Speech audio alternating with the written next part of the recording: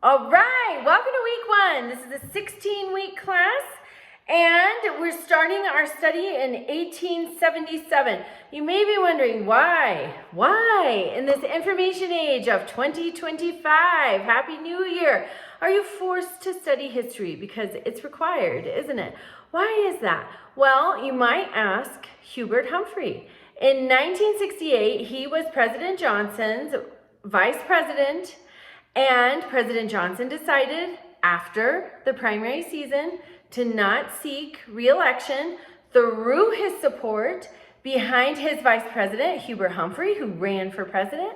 And was he our president? No, he was not. He lost to Richard Nixon in 1968. That's why we don't know who Hubert Humphrey is. That's why we know who Nixon is. Nixon won. Had Kamala Harris had a historian on her team, maybe they could have studied Hubert Humphrey's candidacy and learned from it and made different applications, and maybe 2024 might have seen a completely different result. But what 2024 saw was the same thing we saw in 1892.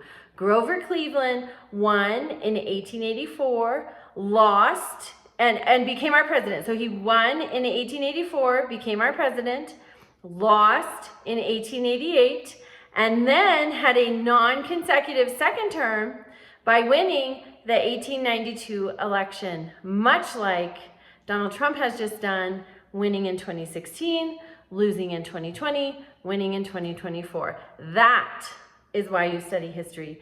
It repeats, and we can learn from it.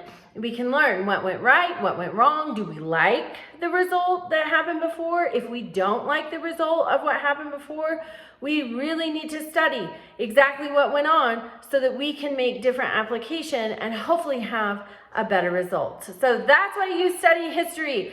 Always in history, we have to look back. So our class starts in 1877, but it's very important to me. And since I didn't teach part 1, I want to make sure you have this firm foundation. So there's a little bit of additional reading this week. You'll have in the text, you read part of chapter 15, starting on page 369 to the end. You read all of chapter 16. The text is available through the library. But also I have linked 2 articles. They're short, but I want you to understand the state of civil rights in 1877. So in 1875, there was a Civil Rights Act.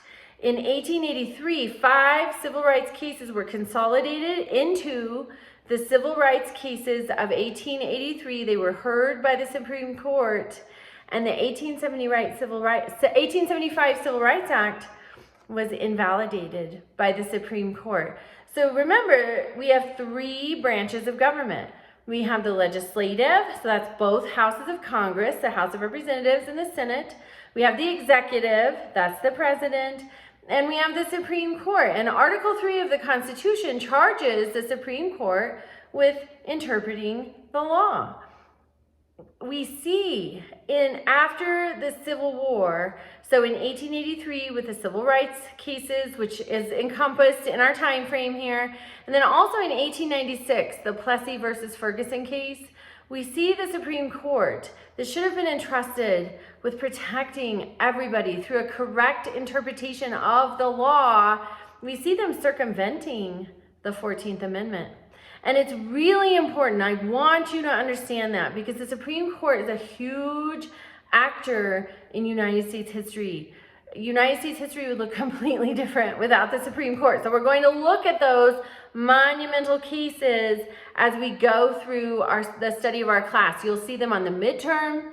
You'll see them on the final. Also, we have a project later in the class that will deal with important Supreme Court cases.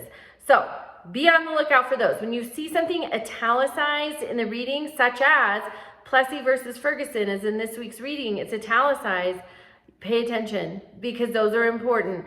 All right, also you have one assignment.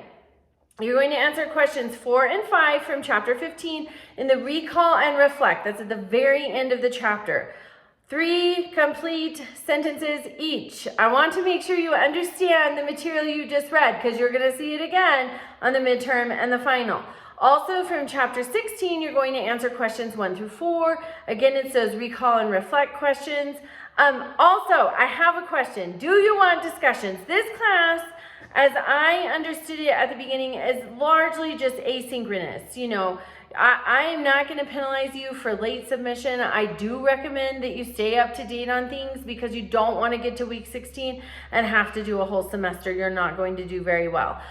History builds on itself. Do the reading. Notice parallels between the reading and today. You'll see them. History is constantly repeating. We as humans have not evolved very much.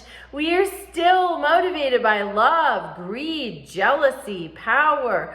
And because of that, history keeps repeating. So notice the similarities between yesterday and today. But I need you all to let me know, do you want discussions? Some people love them, some people hate them. Please message me, let me know. You can email me, you can message me through the class messaging system, but let me know. The yays or nays, whoever has the most is going to win. The cutoff for that is Sunday night at midnight. Let me know. Have a great week.